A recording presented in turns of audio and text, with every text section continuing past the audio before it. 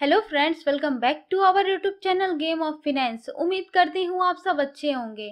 तो फ्रेंड्स, आज इस वीडियो में हम बात करेंगे एक और नए आईपीओ के बारे में जो 24 जुलाई को ओपन होने जा रही है और कंपनी का नाम है खजांची ज्वेलर्स लिमिटेड। तो फ्रेंड्स, आगे इस वीडियो में हम जानेंगे कंपनी प्रोफाइल के बारे में, company financial, object of the issue, valuation, peer comparison, IPO detail, important date और करंट जीएमपी के बारे में, और जानेंगे कि क्या इस आईपीओ के लिए अप्लाई करना सही रहेगा या नहीं। तो चलिए शुरू करते हैं।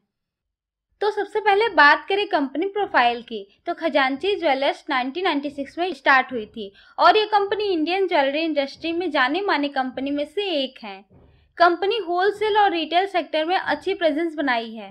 कंपनी के स्पेशलाइजेशन की बात करें तो ये कंपनी वाइड रेंज के ज्वेलरी प्रोडक्ट जैसे gold, silver jewellery, diamond jewellery, precious stone और दूसरे फैंसी ज्वेलर्स प्रोड्यूस करते हैं। इस इंडस्ट्री में कंपनी को 30 साल से ज्यादा का समय हो गया है और मार्केट में स्ट्रॉन्ग प्रेजेंस बनाए हुए हैं। ये तो बातें हो गई कंपनी से जुड़े डिटेल्स की। अब बात कर लेते हैं आईपीओ डिटेल की। तो 24 से 28 जुलाई तक आईपीओ ओपन रहेगा और खजांची ज्वेलर्स का आईपीओ प्राइस 140 रुपए पर शेयर कंपनी ने तय किया है। 69,10,000 फ्रेश शेयर इशू होंगे जिसकी कीमत 97 करोड़ होगी और ऑफर फॉर सेल के तहत कोई भी शेयर इशू नहीं होंगे। तो टोटल आईपीओ साइज 97 करोड़ का ही रहेगा। 1000 शेयर्स का एक लॉट रहने वाला है और एक लॉट अप्लाई करने के लिए आपको कम से कम 1,40,000 रुपए खर्च करने पड़ सकते हैं। फेस वैल्यू 10 रुपए पर शेयर रहेगा और रिटेलर के लिए 50% का कोटा रिजर्व किया गया है और ये कंपनी BSE SME में लिस्ट होगी।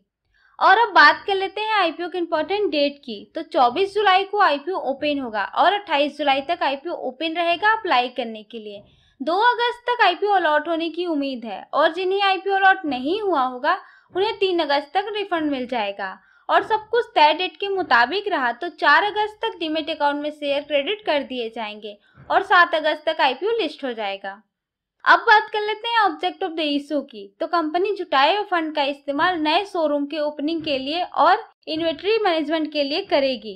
इसके अलावा वर्किंग कैपिटल की जरूरतों को पूरा करने के लिए और साथ ही जनरल कॉर्पोरेट पर्पस के लिए भी फंड का यूज किया जाएगा।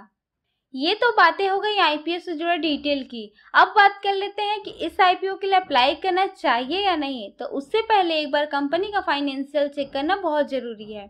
तो आइए एक नजर कंपनी के फाइनेंशियल पे डालते हैं। तो बात करें सबसे पहले टोटल एसेट की। तो फाइनेंशियल ईयर 2020 में 103 करोड़, 2021 में 113 करोड़, 2022 में 124 करोड़ और 2023 तक कंपनी का टोटल एसेट बढ़कर 145 करोड़ का हो गया है। कंपनी के टोटल एसेट में लगातार ग्रोथ दिख रहा है। इसका मतलब कंपनी अपने एसेट में इन्वेस्ट कर रही है और अपना बिजनेस बढ़ा रही है। अब बात कर लेते हैं टोटल रेवेन्यू की। तो फाइनेंशियल ईयर 2020 में 361 करोड़, 2021 में 382 करोड़, 2022 में 257 करोड़ और 2023 में 481 करोड़ का रेवेन्यू कंपनी जनरेट की है। खजांची ज्वेलर्स का टोटल रेवेन्यू में अप्स एंड डाउन लगा हुआ है। 2022 में थोड़ी गिरावट जरूर हुई है लेकिन 2023 में बढ़िया सेल्स हुआ है और रेवेन्यू में बढ़त दिख रही है। और अब बात कर लेते हैं प्रॉफिट आफ्टर टैक्स की। तो 2020 में 2 करोड़ 30 लाख, 2021 में 2 करोड़ 54 लाख, 2022 में 3 करोड़ 26 लाख और 2023 में 7 करोड़ 56 लाख का प्रॉफिट कंपनी बनाई है। कंपनी के प्रॉफिट आफ्टर टैक्स में कंसिस्टेंसी ग्रोथ दिख रहा है। 2022 के रेवेन्यू में गिरावट हुई है लेकिन प्रॉफिट में कोई गिरावट दर्ज नहीं हुई है। लेकिन 361 करोड़ के रेवेन्यू पे 2 करोड़ का प्रॉफिट बहुत कम है। प्रॉफिट मार्जिन में बहुत बड़ा गैप है। नेटवर्थ 22 करोड़ से बढ़कर 36 करोड़ हो गया है और रिजर्व एंड सरप्लस 12 करोड़ से बढ़कर 2023 तक 26 करोड़ हो गया है। नेटवर्थ और रिजर्व एंड सरप्लस में बढ़िया ग्रोथ दिख रहा है। इससे पता चलता है कि कंपनी की फाइनेंशियल पोजीशन समय के साथ मजबूत हो रही है। अब कंपनी पर डेप्ट कितना है वो भी चेक कर लेते हैं। तो बात करें टोटल बोरोइंग की। तो 2020 में 77 करोड़, 2021 में 74 करोड़, 2022 में कंपनी पर टोटल डेप्ट 84 करोड़ का था और 2023 तक कंपनी पर टोटल डेप्ट 84 करोड़ 62 लाख का हो गया है। कंपनी अपना डेप्ट बढ़ाते जा रही है। स्टडी ग्रोथ है लेकिन वो भी सही नहीं है कंपनी के लॉन्ग टर्म ग्रोथ के लिए।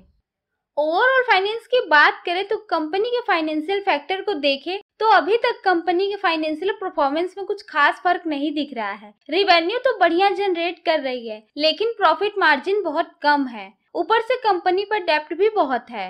Reserve and surplus 4 time company पर डेप्ट है, जो एक निगेटिव फैक्टर है इस आईपीओ का।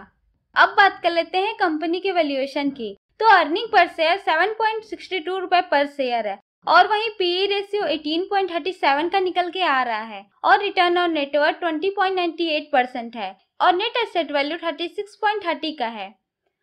अब पीयर कंपैरिजन करें तो डीप डायमंड इंडिया लिमिटेड, जिसका मार्केट कैप 29 करोड़ है और शेयर प्राइस 6 रुपए पर शेयर के करीब है, और पीई रेशियो 18.42 का है। बात करें एटी ज्वेलर्स की तो इसका मार्केट कैप 47 का हो गया है और शेयर प्राइस 47 के करीब है, और पीई रेशियो 47 का है। तो बात करें खजांची ज्वेलर्स के वैल्यूएशन की तो वो ठीक ठाक नजर आ रहा है, क्योंकि कंपनी का मार्केट कैप 346 करोड़ का है और शेयर प्राइस 140 रुपए पर शेयर है, तो प्राइस तो ठीक ही नजर आ रहा है।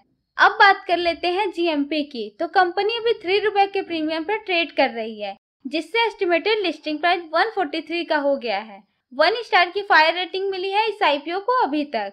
अब जान लेते हैं कि इस आईपीओ के लिए अप्लाई करना चाहिए या नहीं। तो मैं इस आईपीओ को अवॉइड करने वाली हूँ, क्योंकि काफी कम्पिटिटिव सेगमेंट में कंपनी बिजनेस कर रही है, जहाँ पहले से बड़ी कंपनीज मार्केट कैप्चर करके बैठे हैं, और कंपनी के फाइनेंशियल परफॉर्मेंस में भी कुछ खास नजर नहीं आ रहा है जो उसके लॉन्ग टर्म ग्रोथ को दिखाए। इसलिए मैं इस आईपीओ से दूर रहने वाली हूँ। वैसे आप क्या सोचते हैं इस आईपीओ के बारे में, हमें कमेंट करके जरूर बताएं। और आपको वीडियो पसंद आया हो तो वीडियो को लाइक करें और चैनल को सब्सक्राइब करके बेल आइकन को प्रेस कर दें, और अपने दोस्तों के साथ शेयर करना ना भूलें। And thanks for watching.